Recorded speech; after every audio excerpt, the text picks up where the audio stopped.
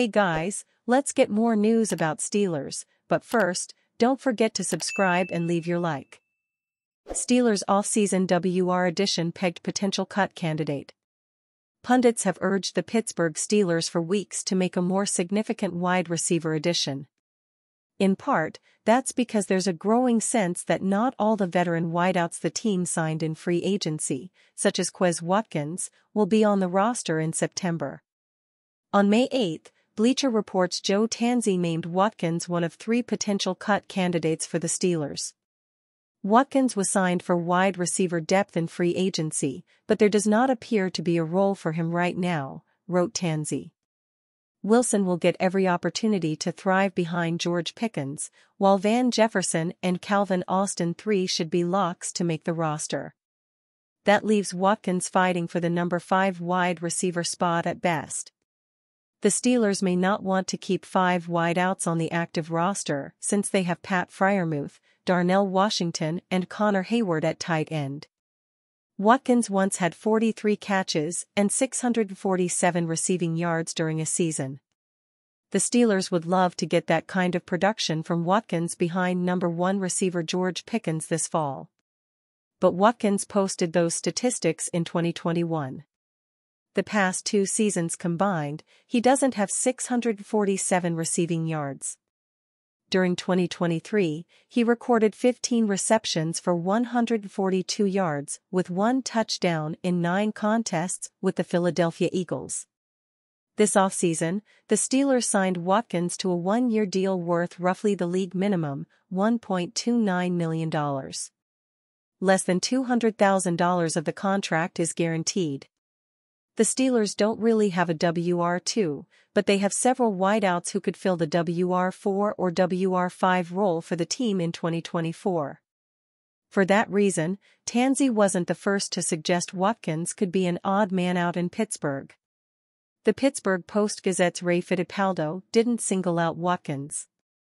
But while making an appearance on 93.7 The Fan on March 27, Fittipaldo stated there's a pretty good chance that either Watkins, Van Jefferson or Calvin Austin III will be cut before September. That prediction looks to be more likely since the draft. The Steelers selected Michigan's Roman Wilson in the 3rd round of the 2024 NFL Draft. Wilson is projected to be the team's 2nd or 3rd receiver this fall. Austin is the least experienced of the 3 receivers Fittipaldo put on notice. But he also potentially has the most upside. Jefferson has spent the most time in the NFL and has had the most success. He could also have an advantage because he briefly played for new Steelers offensive coordinator Arthur Smith last year. Watkins will have the opportunity to beat out both Austin and Jefferson. But heading into off-season workouts, it's understandable why pundits are projecting him to be a cut candidate. In addition to Watkins, Tanzi called offensive lineman Dan Moore Jr. and Nate Herbig cut candidates for Pittsburgh. Similar to Watkins, Moore makes a lot of sense to be a cut candidate. The Steelers chose Washington offensive tackle Troy Fautanu at number 20 overall in the draft. So, pundits expect Fautanu or 2023 first-rounder Broderick Jones to start at left tackle instead of Moore. On May 2, the 33rd team's Ari Meirov included Moore on a list of the top 9 cut candidates around the league. Meirov also suggested the Steelers could trade Moore this offseason. But Herbig as a cut candidate is a bit more surprising. Pittsburgh's 2nd-round pick, West Virginia's Zach Frazier, is projected to start at center. The Steelers also selected guard Mason McCormick in the 4th round of the draft. Even still, Herbig might not be a cut candidate. Other than Herbig, the Steelers don't have a lot of interior offensive line experience on the bench. Isaac Seumalo and James Daniels are again projected to start at left and right guard, respectively. But unless the Steelers feel comfort with 3 rookies playing along the offensive line, the team needs Herbig in case there's an injury at guard. Herbig has played 5 seasons in the NFL, mostly as a backup. He started 2 contests during his first season with the Steelers last year. J.J. Watt addresses possibly ending retirement to play for Texans.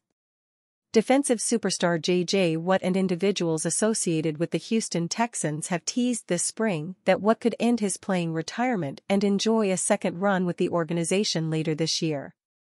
Watt sounds content in retirement but isn't yet completely slamming the door shut on making a dramatic return to the playing field between this September and Super Bowl 59.